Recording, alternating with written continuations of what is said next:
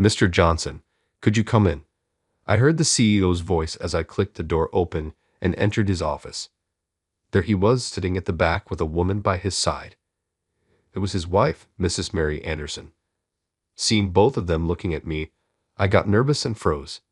Then Mrs. Anderson said kindly, "I'm sorry for calling you in so suddenly. I hope we didn't interrupt your work." I quickly responded, "No, no, it's all fine." I had only spoken to the CEO, Mr. Anderson, when I first greeted him upon joining the company.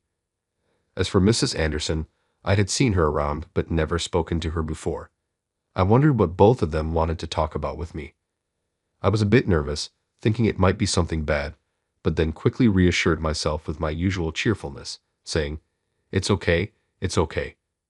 Anyway, Mrs. Anderson continued, while Mr. Anderson remained silent, which made it even more intimidating. "Mr. Johnson, what is your father's name?" Mrs. Anderson asked. My father's name? I was surprised.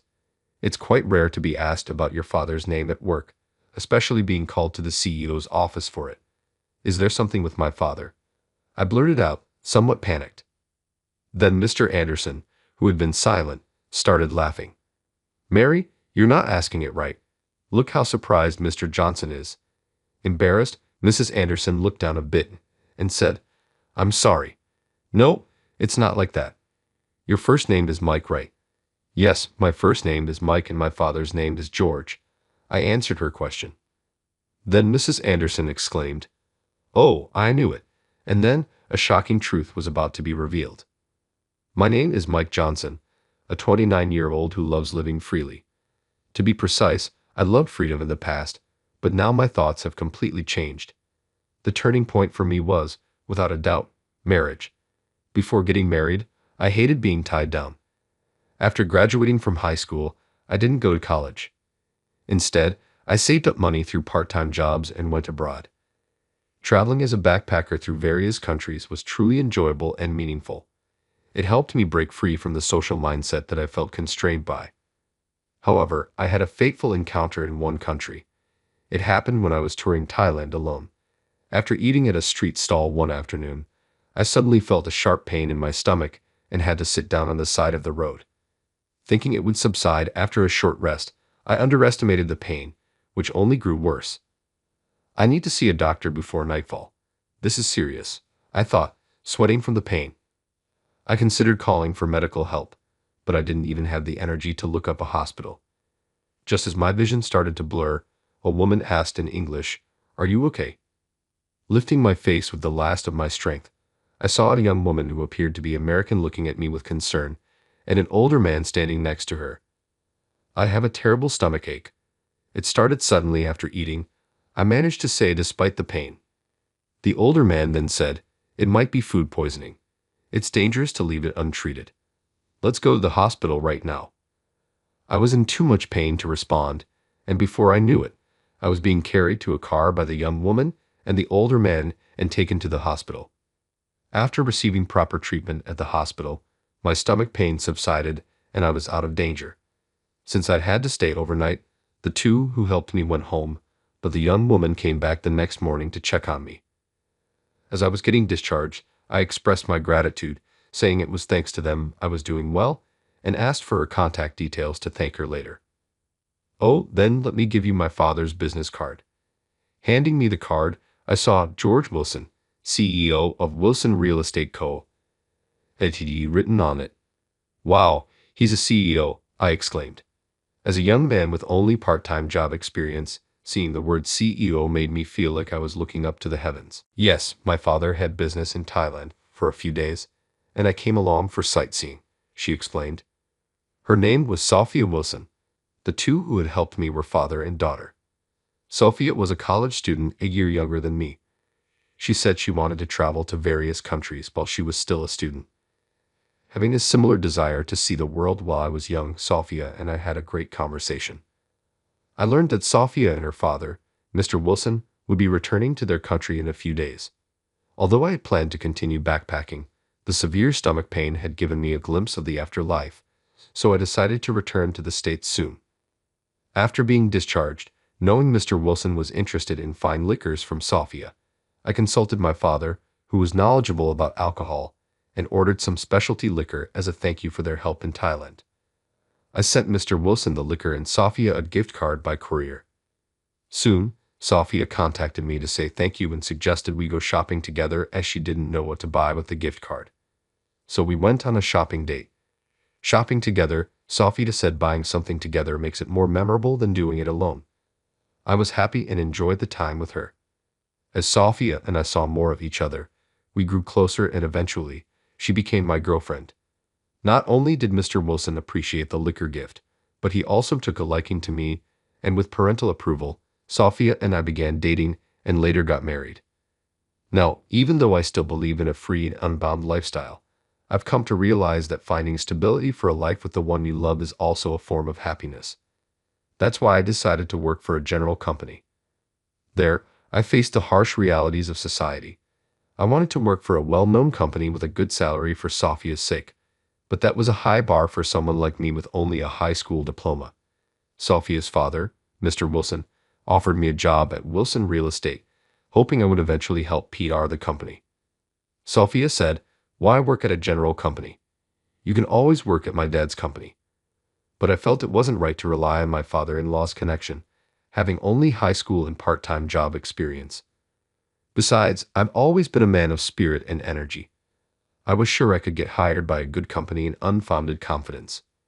In hindsight, now I realize it was youthful arrogance, a lack of maturity. I went to about 10 interviews and was rejected by 9. That summer, at 22, I learned that enthusiasm alone doesn't get you a job. Should I go to college now? Studying for college entrance exams now, I likely wouldn't make it into a prestigious university. Maybe I'm a loser. Just when that thought crossed my mind, my phone rang. This is the recruitment department of ENR Corporation. We decided to hire you, Mr. Johnson. Can you start next week? The woman on the phone said. Really? I'd exclaimed in a higher pitch than usual. After getting the details about my first day and hanging up, I shouted yes, and fist pumped. It was a sunny day, and I was at home with Sophia. You got it. That's great, congratulations, she said, very happy for me. Though she might have preferred me working at Wilson Real Estate, her support for what I wanted to do made me happy. Thank you, Sophia. In the next week, my life as an office worker began. On my first day, I wore an unfamiliar suit and tie carrying a business bag. As one of the many office workers and students heading to the city center on a packed train, I managed to make it to the nearest station. After getting off the train and straightening my crumpled jacket, I walked about 10 minutes from the station to my company's entrance. Heading to the corner room on the second floor as instructed, an employee came and explained what I'd be doing that day. Since it was my first day, I spent the morning watching training videos and the afternoon greeting my department and receiving brief job instructions. Nice to meet you all, I'm Mike Johnson. Looking forward to working with you. I greeted everyone energetically. At my new workplace, everyone seemed nice, which was a relief. I had a reasonably good start and ended my first day as a company employee on a happy note. The company I joined, ENR Corporation, specializes in managing and maintaining office buildings. The company was founded by Mr. John Anderson and had about 50 employees. His wife, Mrs. Mary Anderson, was working as both the secretary and in charge of accounting. Everyone at the company unanimously said, "Our company has good interpersonal relationships." This was my first time working as an office worker, though I had many part-time jobs in the past where the workplace environment was tense due to human relations. However, this company had a family-like atmosphere where everyone worked lively. Even with my limited experience, I understood that such an environment is rare and fortunate. The company that hired me, a high school graduate, was a godsend. I wanted to cherish this opportunity. At ENR Corporation, I enjoyed a fulfilling company life. I accompanied seniors on business deals to learn about sales talk and even tried my hand at developing new business contacts. Every day was fresh and exciting. My previous part-time experiences involved mostly physical labor, like moving goods and sorting in warehouses, so using my brain more was tiring. But these were skills I wanted to learn, and I was happy to have the opportunity. About 3 months after joining, one day after finishing work and returning home, I stretched my arms towards the ceiling and told my wife, Sophia, "I'm tired, but it was a fulfilling day. Sophia then asked me, tired, huh? Do you enjoy your work? I replied, yeah, there's still a lot I'm not used to, but it's all a learning process, and I find it rewarding. Right, that's good, Sophia replied, but her expression seemed somewhat lacking in energy. What's wrong, Sophia? I asked. Then, with slight hesitation, Sophia said, well, it's just, she seemed to have something on her mind but was holding back, so I encouraged her. I want you to tell me whatever you're thinking. Actually, it seems like my brother has no intention of coming back. Dad is really getting angry about it, Sophia said. Sophia has an older brother who's 4 years her senior. He was supposedly going to take over their father's company, Wilson Real Estate, but that seemed like a vague plan. Mr. Wilson, her father, believed that his son would take over, but her brother Steve seemed uncertain and had not returned since going abroad for study. Originally, after graduating from college, he helped at his father's company. But during his second year of work, he said he was going for a short-term language study in Germany. The plan was for half a year, but he didn't come back even after 1 year, then 2. Communication was barely maintained through email with slow replies, causing worry for the family. Just yesterday, Sophia continued, Dad told my brother, enough is enough. Come back to the U.S. What about the company succession? But my brother replied, I'm not coming back yet, and that really angered Dad. I can picture Mr. Wilson's angry, grief-stricken face in my mind. Normally, he's a gentle person, but I could sympathize with his frustration. If his only son, who he wanted to take over the company, was being evasive, at the same time, I could empathize with his son's desire to live overseas rather than spending his life working at an American company. Isn't it natural to want to live a life without regrets? As I listened to Sophia's story, sipping on a cold beer from the fridge, her next words took me by surprise, and I almost spat out my drink. So Dad is saying he wants you, Mike, to be his successor, she said. I blurted out in shock, what? I was just a high school graduate who had been wandering abroad as a backpacker. Sophia's brother was a capable elite, a graduate from a prestigious university.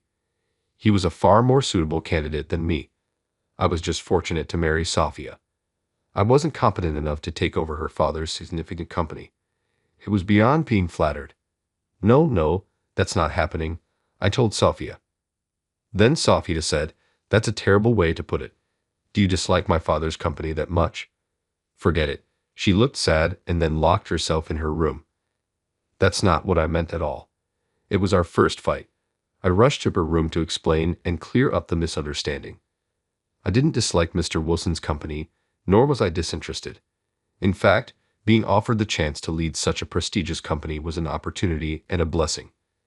But the feeling that I'm not up for it was strong, and just because Mr. Wilson was upset with his son, it didn't feel right to me to step in. After explaining this to Sophia, she understood, and we made up. 1.5 years had passed since I joined DMR Corporation.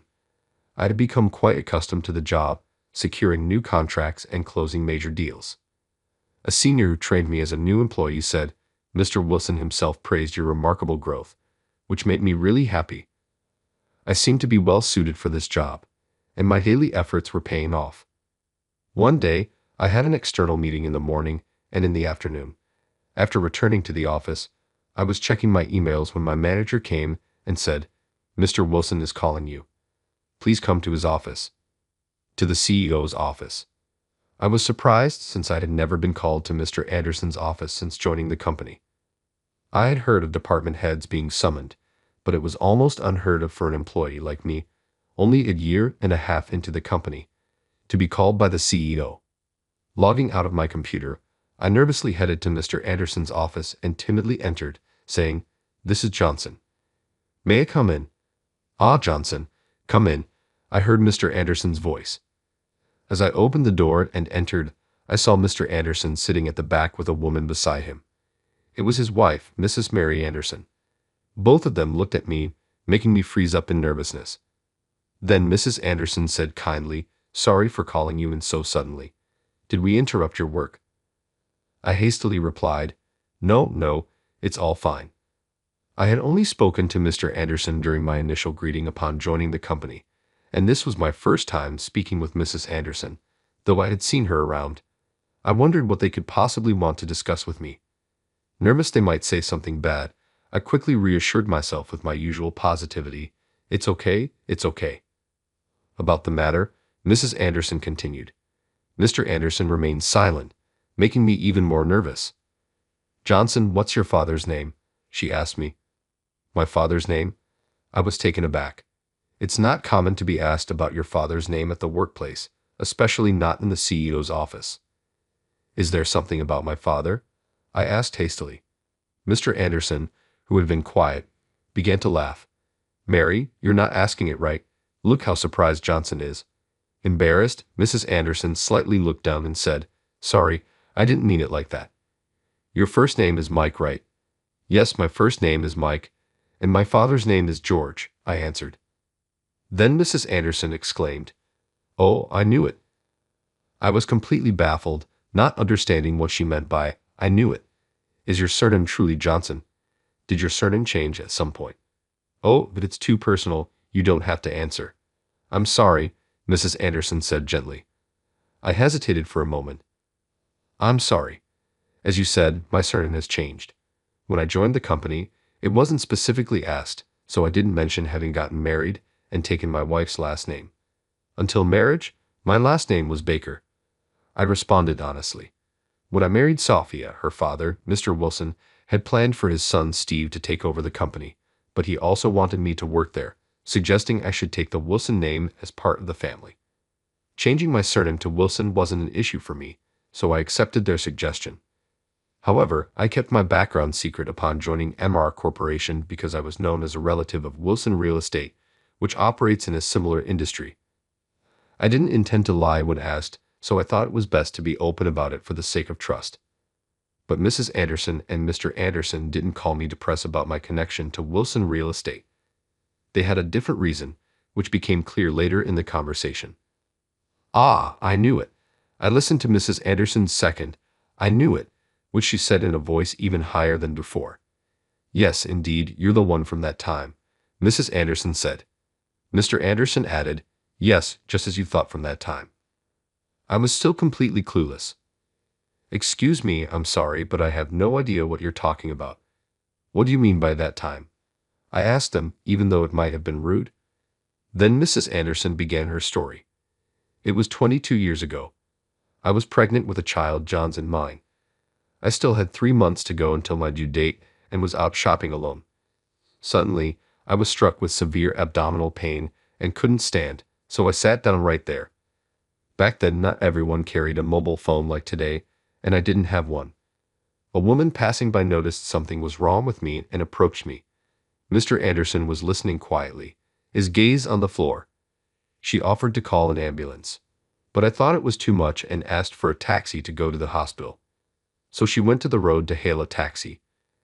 However, we couldn't catch one easily, and my abdominal pain worsened. While listening to Mrs. Anderson, I wondered anxiously if her baby was safe. She continued, Then a car stopped. The man driving asked what was wrong, and the woman helping me explained that I was pregnant and in pain.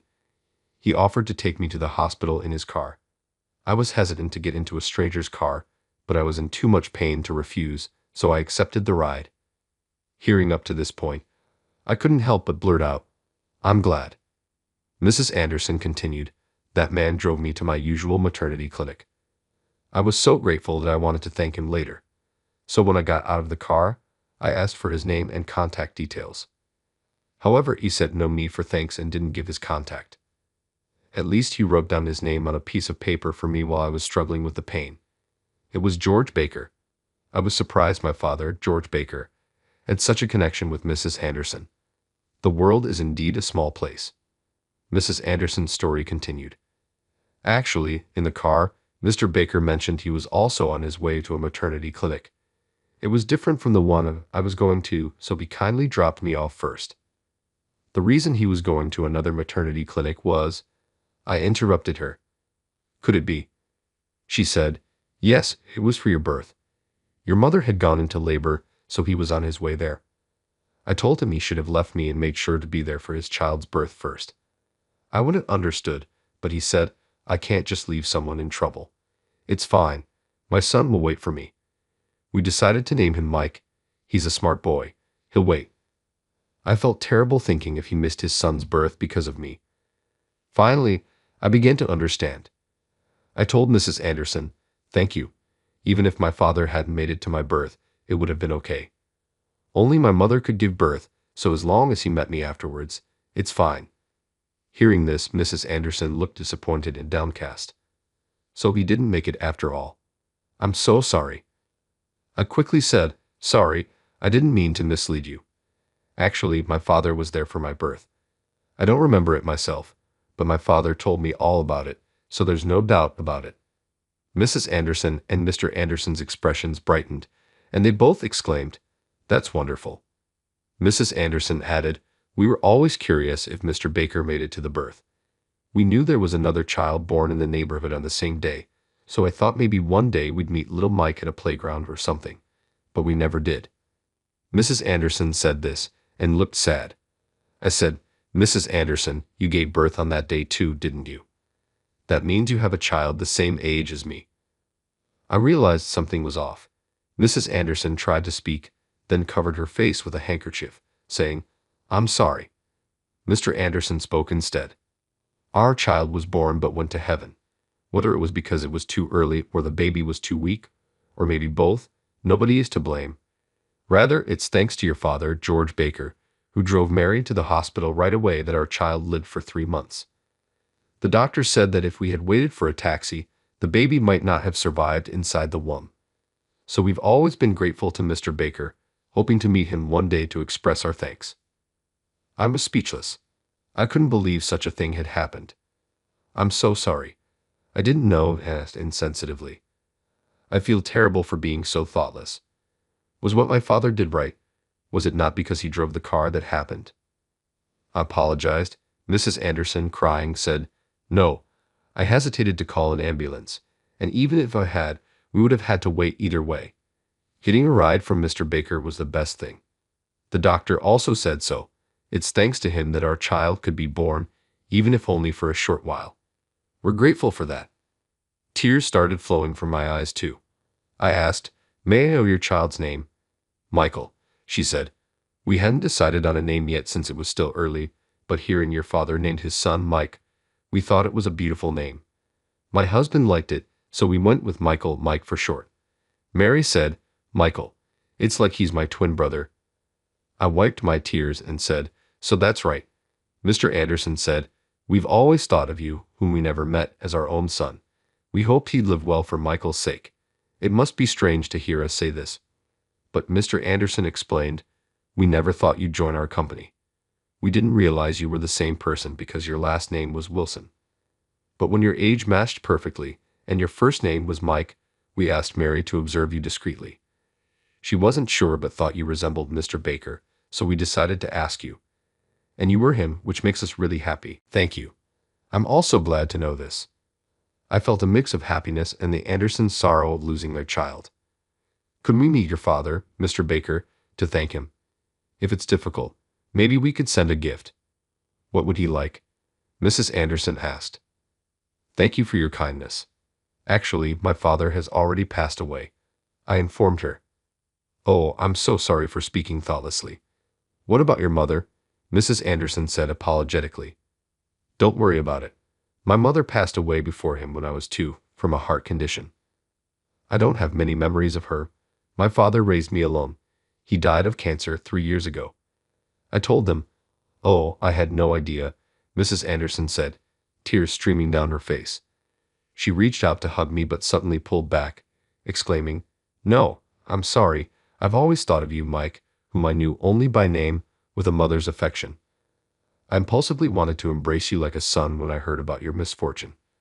How embarrassing. I'm really sorry." Hearing this, I responded, "No, I'm grateful that you think of me that way. I'm an adult now but still in my early 20s, and it's lonely without both my parents sometimes. I get melancholic." Mr. Anderson immediately said, "You're not just an employee to us, but like a son. Feel free to rely on us anytime you're in trouble." "Thank you," I said, tears welling up again. Mr. and Mrs. Anderson were also crying. After that incident, Mr. and Mrs. Anderson began to care for me even more. Years passed, and thanks to my hard work, I quickly rose through the ranks, eventually becoming a department head. Mr. Anderson even mentioned, "I'd be happy if you could someday be a director of our company." It was still hard to imagine, but I could feel they genuinely thought of me as their son. Moreover, I had another set of parental figures, my wife Sophia's parents, Mr. and Mrs. Wilson. Essentially, they were my in-laws. They too treated me like their own son and were always kind to me. Mr. Wilson kept saying, "Our company will be inherited by Mike," which made me feel grateful yet burdened with a heavy responsibility. To be trusted and spoken of in such a way by both the CEO of my wife's father's company and the CEO of the company I currently work for is a testament to their confidence in me, which I find both gratifying and humbling.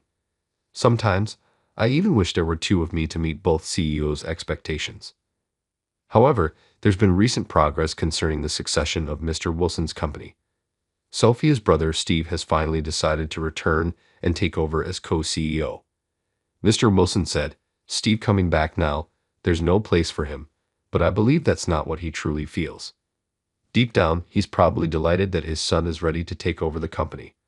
I can tell from Mr. Wilson's words and actions, and I hope for the strong bond of parent and child to prevail.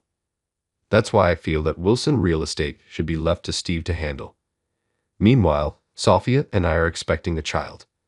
Our initial encounter when Sophia helped me during a severe bout of abdominal pain in Thailand, and the connection Mrs. Anderson had with my father when she was pregnant, all these bonds have intertwined to shape who I am today.